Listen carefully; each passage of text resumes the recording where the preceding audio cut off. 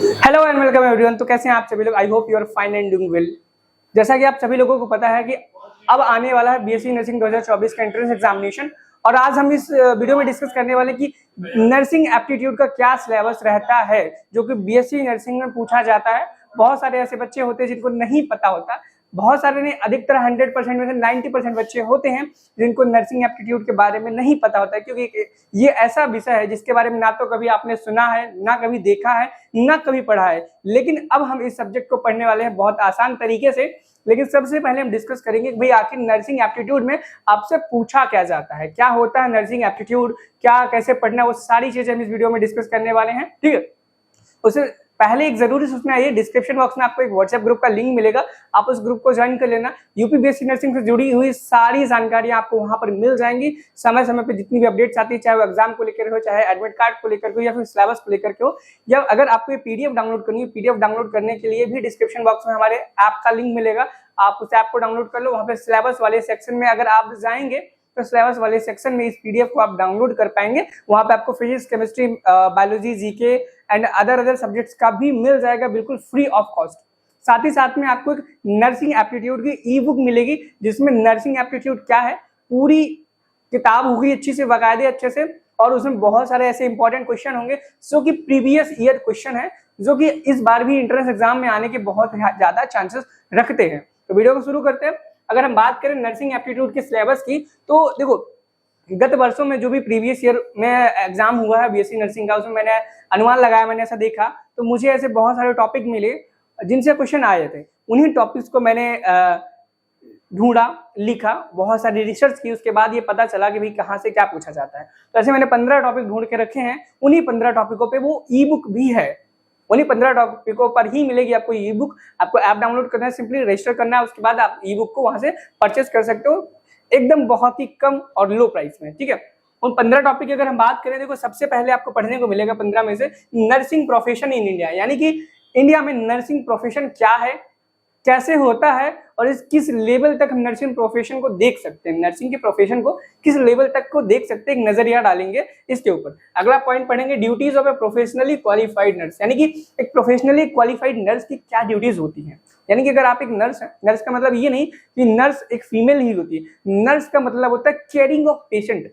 अगर हम बात करें हॉस्पिटल लैंग्वेज में, मेडिकल लैंग्वेज में, तो नर्स का मतलब होता है caring of a patient. Word patient add हो जाता है, बट नर्स का नॉर्मली हम लोग यूज कर सकते हैं किसी अदर पर्सन की केयर के लिए।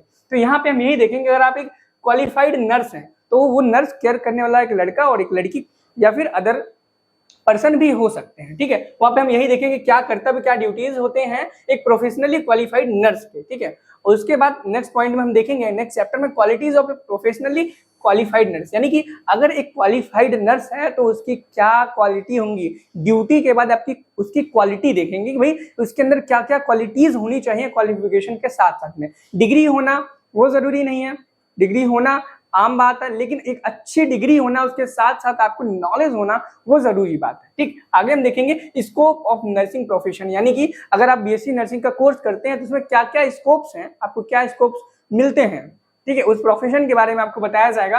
प्रोफेशनल एक्टिविटीज एंड एट्राइट्स पढ़ने को मिलेगा। Various important department of A hospital, यानी कि एक हॉस्पिटल के जो बहुत सारे वेरियस डिपार्टमेंट्स होते हैं उनके बारे में भी आपको पढ़ने को मिलेगा। यहाँ पे नेक्स्ट अगर हम बात करें various type of medical specialist such as specialist of specific medical speciality, gastroenterologist, orthopaedic surgeon, oncologist, cardiologist, ophthalmologist, neurologist and neurologist. एक बार फिर से मैंने यहाँ पे लिख दिया है। तो आपको यहाँ पे बहुत सारी जो मेडिकल स्पेशलिस्ट होती हैं उनके बारे में एग्जांपल दे दे करके कुछ चीजें रूबरू कराई जाएंगी। भैया ये स्पेशलिस्ट कार्डियोलॉजिस्ट की स्पेशलिस्ट को किस फील्ड में वर्क करना पड़ता है, किस लेवल तक वर्क करना पड़ता है, हमारी उसमें नर्सिंग की क्या जरूरत पड़ेगी। यहाँ पर आप देख पाओगे ऑर्थोपेडिक सर्जन जो होता है उसमें क्या होता है, क्या वर्क होता है, हमें क्या काम होता है ओटी में, हमें ओपीडी में क्या काम होता है, सारी चीजें आपको वहां पे सब सिखाई जाएंगी। अगला हम अल्टरनेटिव एंड कॉम्प्लीमेंट्री थेरेपीज,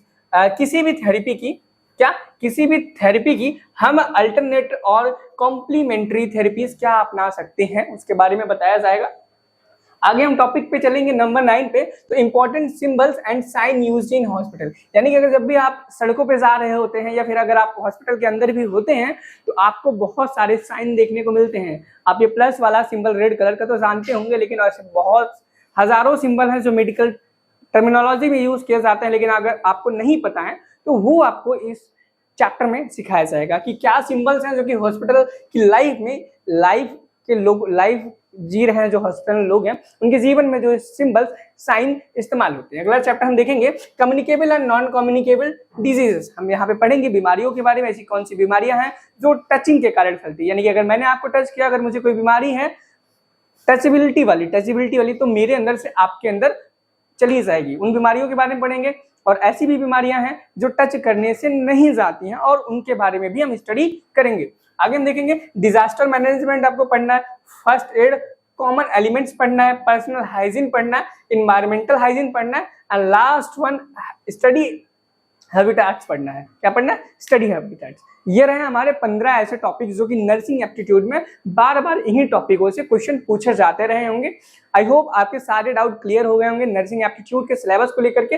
अगर अभी भी कोई भी ऐसी चीज है जो आपके मन में डाउट है तो आप कमेंट सेक्शन में मुझे जरूर बता सकते हैं। साथ ही साथ में व्हाट्सएप ग्रुप को ज्वाइन करें, आप वहां पर आप बात कर सकते हैं, कोई भी अपने डाउट को पूछ सकते हैं। साथ ही साथ में आपको डाउनलोड करना बिल्कुल भी ना भूलें, वहां पे आपको पूरा सिलेबस मिल जाएगा और नर्सिंग एप्टीट्यूड की पूरी बुक मिल जाएगा। मिलते हैं अगले वीडियो में एक नए सिलेबस के साथ।